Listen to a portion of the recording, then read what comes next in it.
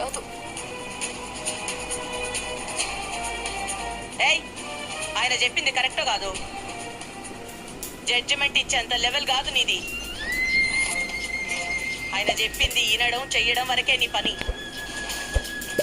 మా అట్లాంటివేందమ్మా? తన మనసులో ఉన్న బాధ చెప్పుకునే హక్కు కూడా లేదే ఇంట్లో? చెప్పుకునే హక్కు ఉందిరా, కానీ బాబుని ఎదిరించి మాట్లాడే హక్కు తనకి లేదు. ఎదిరించే ఉద్దేశమే ఉంటే ఇట్లా బతిమాలుకోదు.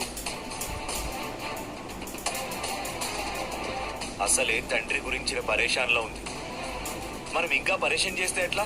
అదిప్పుడు బురదలో ఊరుకున్నారు. ఇప్పుడు సత్యగా ఇంటికి జైలుకి తిరుగుతున్నా. ఆలోచించే ఓపిక లేదు. దయచేసి అర్థం చేసుకోండి.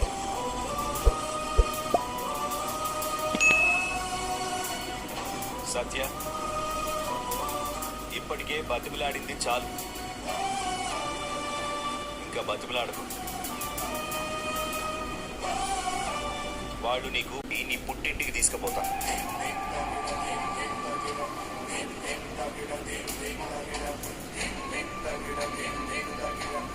అంటే బాబుని ఎదిరిస్తున్నావా? లేదు చేసి ఇది ఎవ్వరూ మనసుకు తీసుకోకండి.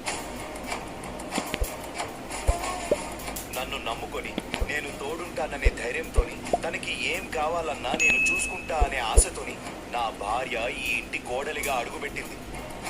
ఆ నమ్మకాన్ని నిలబెట్టుకొనుడు నా బాధ్యత. తీసుకపోరా, పల్లెకెక్కించి ఊరేగింపు చేసుకుంటూ తీసుకపో. ఇదేనా నువ్వు మీ బాబుకి ఇచ్చే మర్యాద? ఇరుక్కున్న వాళ్ళని చూడటం నా సర్వీస్లో ఇదే మొదటిసారి. నేను కావాలని ఇరుక్కోలేదు సార్, తప్పు చేశాను కాబట్టి లొంగిపోయాను అని. మామూలుగా ఉండదు. దాచిపెట్టుకోవడానికి ఏముంది? కారణం అందరికీ తెలిసిందేగా. ఖాళీ సంధి వెంట పడ్డం. లేదు బామ్మర్ది, అంతకు మించి ఏదో ఉంది. ఉంటే నాన్న చెప్తారు కదా.